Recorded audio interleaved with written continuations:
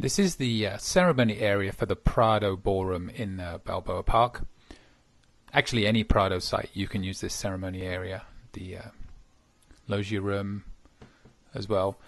2 levels. The top level here is where most of the guests will be. The lower level is typically where family members and obviously the bride and groom and the main ceremony will be.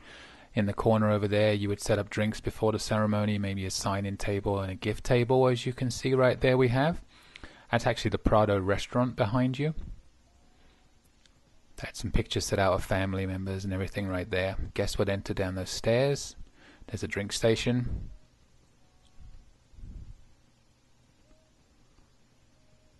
It's always recommended to have these umbrellas because it can get warm on this area. The bridal party would come in from that area there.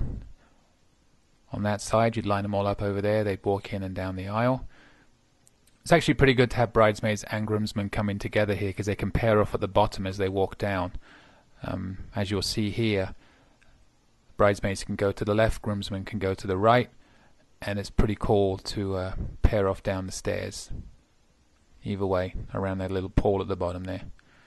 The site will often supply microphones, but if I'm just doing music, I set off to the right hand side. I can do microphones as well. And there's the main ceremony area. This is the cocktail area. It's just in front of the Prado Ballroom. There's the main entrance to the restaurant right there.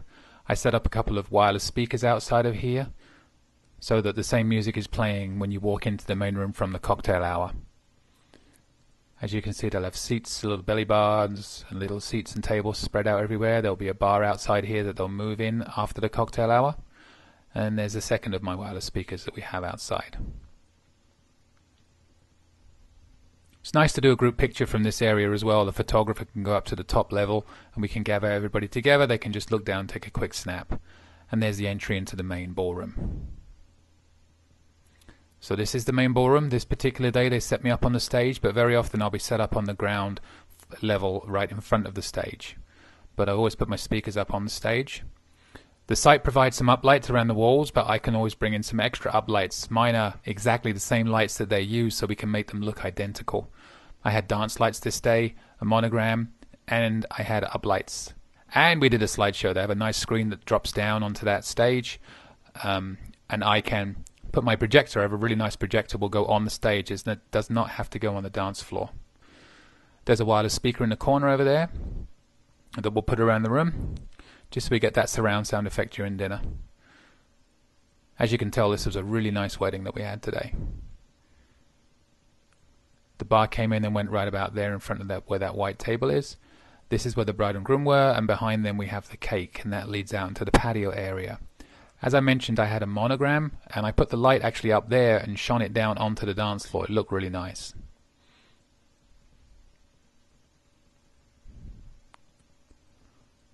Another wireless speaker in the corner there.